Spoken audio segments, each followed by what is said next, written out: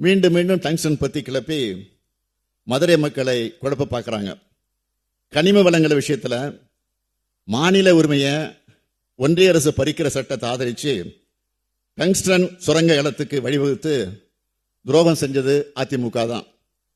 ஆனால் நாங்கள் இந்த சட்டத்தை நாடாளுமன்றத்தில் எதிர்த்தோம். சட்டமன்றத்திலையும் பேசி முடிச்சவர் முதலமைச்சர் பேசி முடிக்கிட்டு நான் தரேன். குறிச்சு வச்சுக்கிடுங்க. இல்ல முதலமைச்சர் முதலமைச்சர் பேசுறதுக்கு அப்புறம் தரேன். தயவு பண்ணி உட்காருங்க, நான் தரேன்.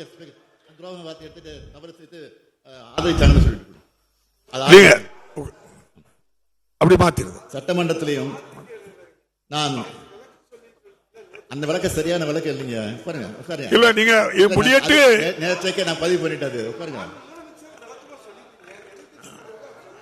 பதிவாயிடுச்சு.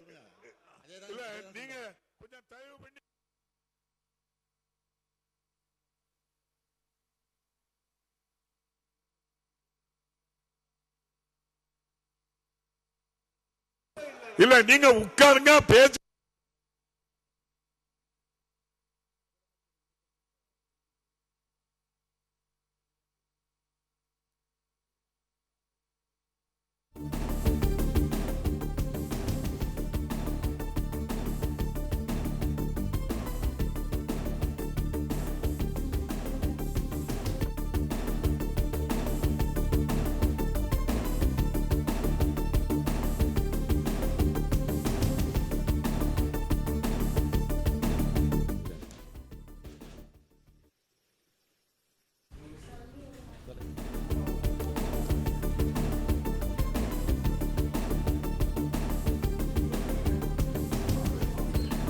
ஆளுநருக்கு எதிராகவும் மத்திய அரசுக்கு எதிராகவும் அதிமுக ஏன் கருப்பு சட்டை அணியவில்லை என்று முதலமைச்சர் கேள்வி எழுப்பியிருக்கிறார். நிதி இல்லாத காரணத்தினால்தான்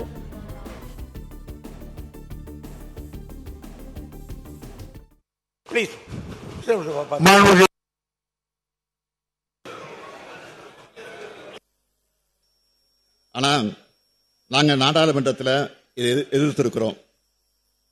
சட்டமன்றத்தில் சொல்லியிருக்கிறேன். நான் முதலமைச்சராக இருக்கிற வரை இந்த திட்டம் வராது என்று தெளிவாக சொல்லியிருக்கிறேன். அதையும் மீறி அதையும் தாண்டி சொன்னேன். அப்படி வந்தா இந்த பதவியில நான் இருக்க மாட்டேன் அப்படின்னு இறுதியாக சொல்லியிருக்கிறேன். இதற்கு பிறகு மக்களை குழப்பி அதுல குளிர் காய வேண்டாம் என்று குளிர் காய்ந்து கொண்டிருக்கிறவர்களுக்கு மட்டும் இதை சொல்லலாம். இதுக்கு உடனே எந்திரிச்சு அந்த வார்த்தை எடுக்குன்னு கேட்காதீங்க. குளிர் காய குறிப்பிட்டு சொல்றேன். ஒன்றிய அரசு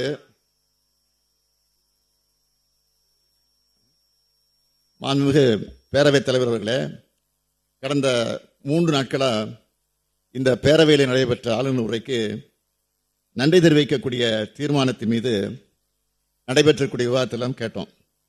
அதில் மாண்புமிகு உறுப்பினர்கள் பல்வேறு கருத்துக்களை எல்லாம் எடுத்து சொல்லியிருக்கிறீங்க. கோரிக்கைகளையும் முன் வச்சு பேசியிருக்கிறீங்க.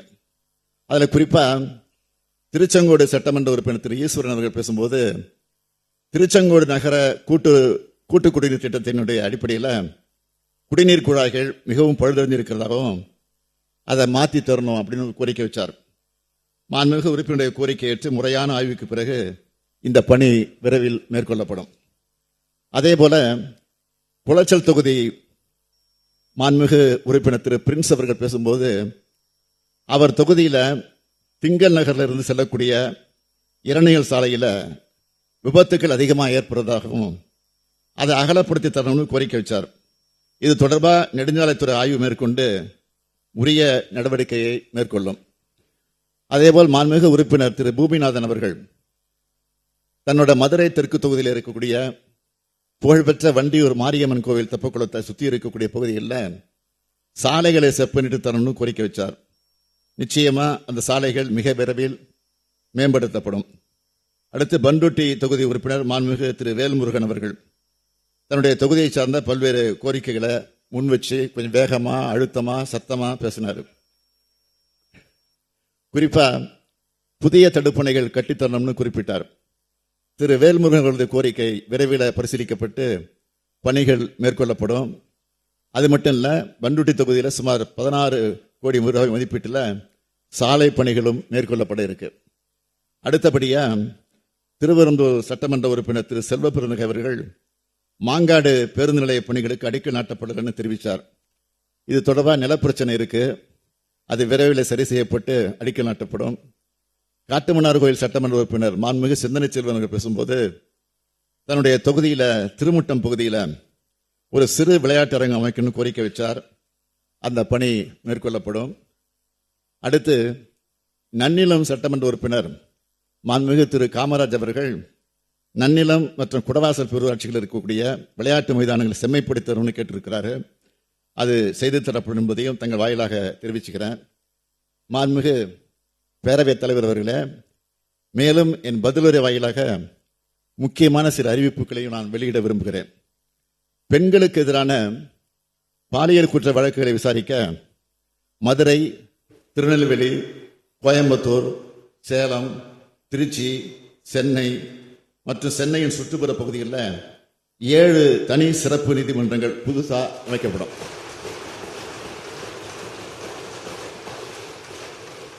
இத்தகைய குற்றங்கள் தொடர்பான வழக்குகளை விரைந்து முடிக்க மாவட்டந்தோறும் கூடுதல் காவல் கண்காணிப்பாளர் தலைமையில் சிறப்பு குழு அமைக்கப்படும். பாலியல் குற்றங்களில் தண்டனை பெற்று சிறையில் இருக்கிற கைதிகளுக்கு முன்விடுதலை கிடைக்காத வகையில் தமிழ்நாடு சிறைத்துறை விதிகள் திருத்தம் செய்யப்படும்.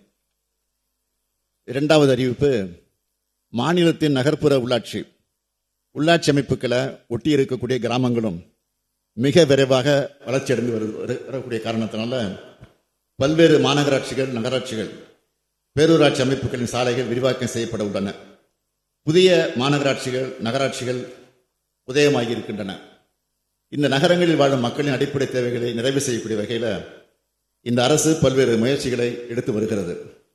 அதன் ஒரு பகுதியாக தமிழ்நாட்டில் உள்ள சென்னை, மதுரை, கோவை உள்ளிட்ட பல்வேறு மாநகராட்சிகள் மற்றும் நகராட்சிகள் பேரூராட்சிகளின் புதிய சாலைகள் அமைத்திடவும், பழுதடைந்த சாலைகளை சீரமைத்து புதுப்பித்திடவும், குடிநீர் மற்றும் பாதாள சாக்கடைகளால் சேதப்படுத்தப்பட்டுள்ள சாலைகளை சீரமைத்திடவும் வரும் ஆண்டுகளில் 3750 கோடி ரூபாய் மதிப்பீட்டில் நகர்ப்புற சாலை பணிகள் மேற்கொள்ளப்படும் என்பதை மகிழ்ச்சியோடு இந்த மாமன்றத்திற்கு அறிவிக்கிறேன்.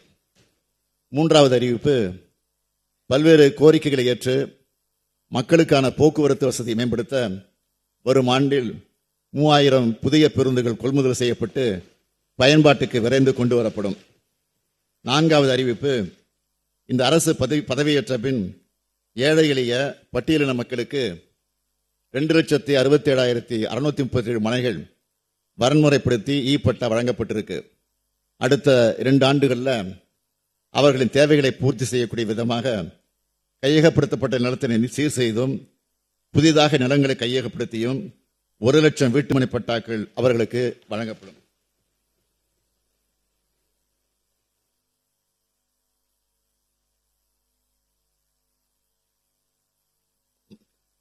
மாண்புமிகு பேரவைத் தலைவர் அவர்களே, எங்களுக்கு வாக்களித்த மக்களும் எங்களுக்கு வாக்களிக்காத மக்களாக இருந்தாலும் எங்க மனசாட்சியும் தான் நீதிபதிகள்.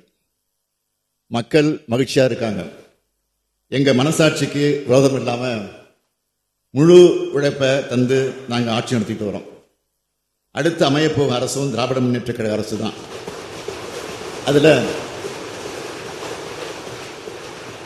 அதுல எங்களுக்கு இம்மி அளவும் சந்தேகம் இல்லை, தமிழ்நாட்டு மக்களுக்கும் சந்தேகம் இல்லை. முத்துவேல் கருணாநிதி ஸ்டாலின் எனும் நான்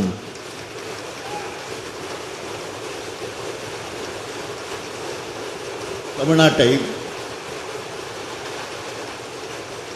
முத்துவேல் கருணாநிதி ஸ்டாலின் எனும் நான் தமிழ்நாட்டை மேம்படுத்தும் தொண்டை மேல் போட்டுக்கொண்டு அதே பணியாக இருப்பவன்.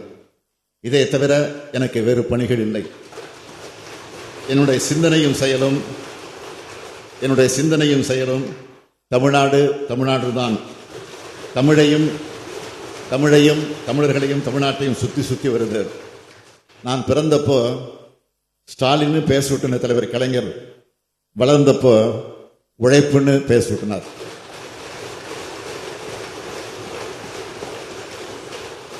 அப்படி உழைக்க கற்றுக் கொடுத்தவர் தான் அவர்.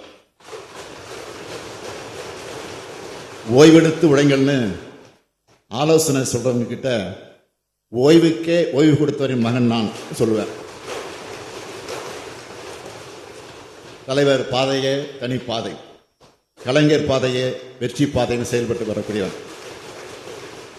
பகுத்தறிவு புகழவன் தந்தை பெரியார், பேரறிஞர் அண்ணா ஆகிய இருவரும் தலைவர்களை உருவாக்கி கொடுத்த கொள்கையை காப்பேன். தமிழர் தலைவர் கலைஞர் அடித்தளமிட்ட நவீன தமிழ்நாட்டை இந்தியாவின் முதல் மாநிலமா, முன்னோடி மாநிலமா உயர்த்தி காட்டுவேன். மக்களாட்சி காலத்தில் திராவிட மாடல் ஆட்சி தான் பொற்கால ஆட்சின்னு வரலாறு பதிவு செய்யும். இந்த பொற்கால ஆட்சியை காலங்காலமா தொடரும் தொடரும் தொடரும். மாண்புமிகு பேரவைத் தலைவர்களே, கடந்த 2 நாட்கள்ல மொத்தம் 25 உறுப்பினர்கள் பேசியிருக்கிறாங்க. ஆளுநர் உரைக்கு நன்றி தெரிவிக்கக்கூடிய தீர்மானத்தின் மீது 10 உறுப்பினர்கள் 112 திருத்தங்களை வழங்கியிருக்கிறாங்க. இந்த அரசுக்கு உதவுற வகையில் பல்வேறு ஆக்கப்பூர்வமான ஆலோசனைகளையும் விமர்சனங்களையும் தெரிவிச்சிருக்கிறாங்க. தங்களுடைய தொகுதிக்கான கோரிக்கைகளையும் முன் வச்சிருக்கிறாங்க. அவை அத்தனையும் உரிய அமைச்சர்களுக்கு அனுப்பப்பட்டு நடவடிக்கை எடுப்பதற்காக அனுப்பி வைக்கப்பட்டிருக்கிறது. உங்க ஆலோசனைகளை கருத்திலே கொண்டு அதில் நியாயமான கோரிக்கைகளை இந்த அரசு உறுதியாக நிறைவேற்றி தரும். எனவே இந்த விளக்கத்தை ஏற்றுக்கிட்டு மாண்புமிகு உறுப்பினர்கள் தங்களுடைய திருத்தங்களை திரும்ப பெற்றுக்கொண்டு ஆளுநர் உரைக்கு நன்றி தெரிவிக்கக்கூடிய தீர்மானத்தை நிறைவேற்றி தர வேண்டும் என்று கேட்டு என் உரையை நிறைவு செய்கிறேன். நன்றி, வணக்கம்.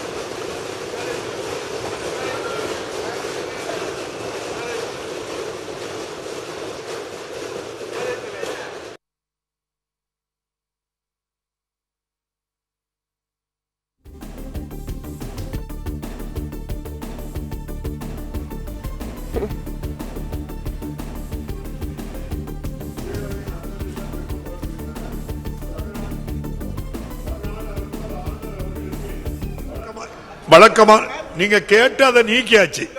வழக்கமான வழிமுறைகளை பின்பற்றி அனுப்பி வைக்கப்பட்டு அச்சிடப்பட்டு அவையின் உறுப்பினர்களுக்கு வழங்கப்பட்ட ஆளுநர் உரையை படிக்காமல் மாண்புமிகு ஆளுநர் அவர்கள் சென்றமைக்கு இப்பேரவை தனது வருத்தத்தை பதிவு செய்கிறது.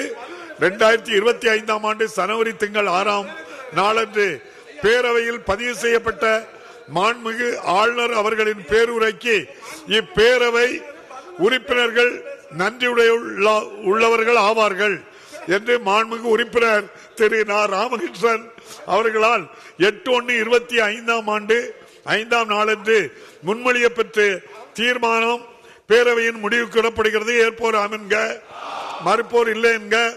ஏற்போரே அதிகம் என்று கருதுகிறேன். ஏற்போரே அதிகம். தீர்மானம் நிறைவேறியது.